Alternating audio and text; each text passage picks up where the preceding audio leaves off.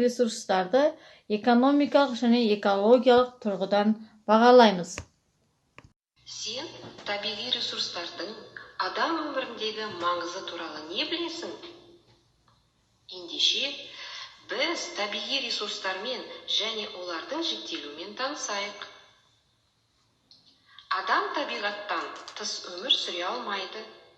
Табиғат адам іс-әрекетінің қалыптастыратын өмір сүру ортасы болып табылады. Табиғат адамзат қоғамы үшін ресурстардың басты көзі. Табиғат ресурстары литосфера, гидросфера, атмосфера және биосфера элементтерін біріктіреді.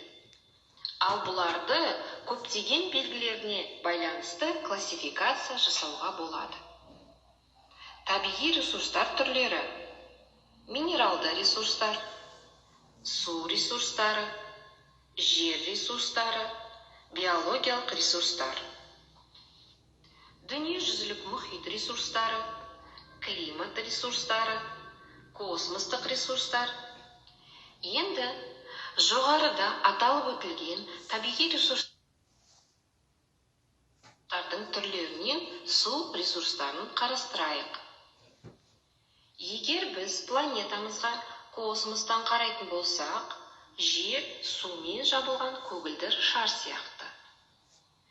Енді гидросферадағы судың таралуын қарастырып көрейік. Дүниежүзілік мұхит суы, жер асты сулары, мұздықтар, жер үсті сулары. Су ресурстары адам өмірі мен шаруашылық іс-әрекетіндегі маңызды компоненттердің бірі. Қызықты фактілер. Статистикалық мәліметтерге сүйенсек, су ресурстары ауыл шаруашылығында бәрінен көп қолданылады екен. 25% жуығы өнеркәсіпте қолданылады.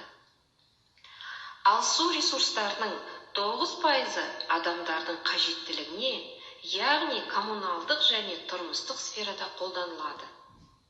Мысалы, 1 тонна мақтаны өсіру үшін 10.000 тоннаға жуық су қажет.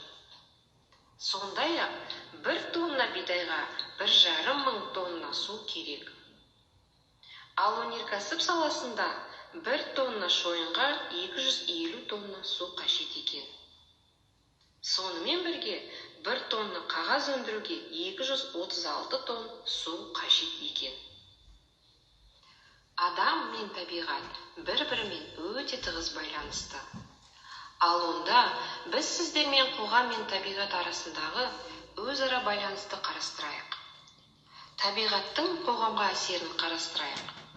Өмірлік күнкөріс көзі, өнеркәсіпте қажетті шикізат көзі және өмір сүру ортасы.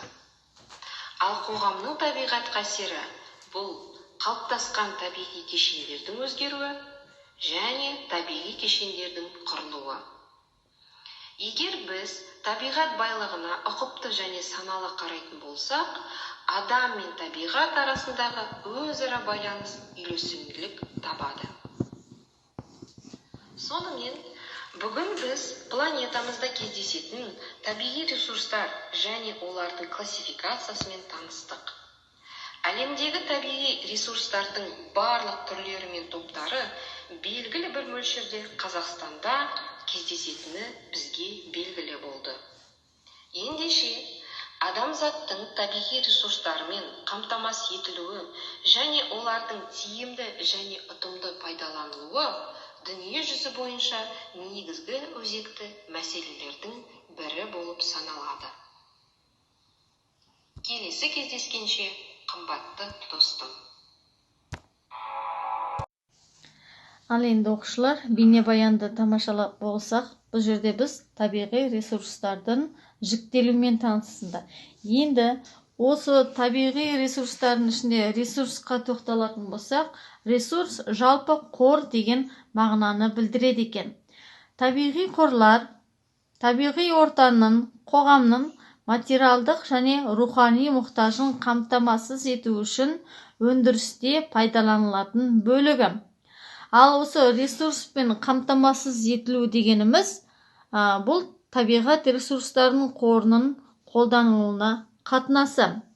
Егер кейбір зат әлі өз табиғи ортасында жатса, ол табиғи ресурс деп аталады екен. Оның табиғаттан ажыратып алып өңдесе, ол шикізатқа айналады. Яғни бұл дегеніміз шикізаттан адамдар дайын өнім жасайды екен. Енді бүгінгі сабағымыздың негізгі мақсаты бізде экологиялық және экономикалық баға беру болған табиғи ресурстарға. Соның ішінде тоқталатын болсақ, экологиялық бағалау. Яғни экологиялық бағалауға табиғи және антропогендік экожүйедегі өзгерістердің мүмкіншілігін бағалау. Антропогендік дегеніміз адамның өзінің іс-әрекетінен жасалған жағдайлар. Және қоршаған ортаға тигізетін кері әсерінің алдын алу. Яғни антропогендік фактор арқылы біз қоршаған ортаға кері әсеріміз тигізіп жатырмыз. Және сонымен бірге экологиялық салаларының әсерін азайтудың баламалы жолдарын ұсынады. Бұлардың барлығы экологиялық бағалау. Өйткені қазіргі кезде біздің қоршаған ортамызға яғни көрсеткіші өте жоғары. Ал экономикалық бағалау дегеніміз ресурспен қамтамасыз етілуі. Яғни ресурстың сапасы, ресурстың шаруашылықта қолданылуы, аймақ үшін ресурстың маңыздылығы. Яғни біз осы алып жатқан табиғи ресурстарды қаншалықты бағалап жатырмыз. Және сонымен бірге біз соны шаруашылықта қалай пайдаға асырып жатырмыз. Міне, сонымен бірге осы минералдық ресурстар бірнеше түрге жіктеледі екен.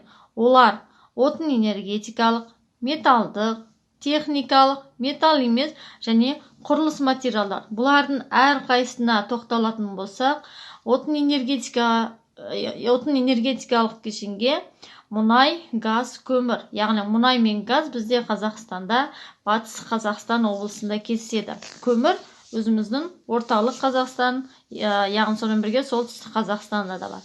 Ал металдық ресурстар бұлар қара және түсті металдар бар. Қара металдардың негізгі шикізаты ол темір. Ал техникалық бұларға мысалға алатын болсақ, графит, аспис деген сияқты металдарды жатқызуға болады. Ал құрылыс материалдары оның күнделікті тұрмыста қолданып жүрген құм, саз, шағыл, мәрмәр және тағы басқалар. Ал металл еместер олар фосфориттер, калий тұздары және тағы басқа тұздарды осы металл емес ресурстарға жатады екен. Енді осы ресурстардың жіктелуі, энергетикалық ресурстар, бір сөзбен енді осы сабағымыз қорытындыласақ, қалпына келетін және қалпына келмейтін болып бөлінеді. Қалпына келмейтін ресурстар олар минералдық отын, мұнай, газ, көмір. Яғни бір сөзбен айтқанда пайдалы қазбалар. Ал қалпына келетін ресурстар олар күн энергиясы, су, жердің ішкі жылуы. Енді осы алған мәліметтеріңізді пайдалана отырып, құрметті оқушылар, қоршаған ортаның ластану себептері мен салдарын талдайсыңдар. Яғни бағанадан бері көрген бейнероликте көрген суреттерін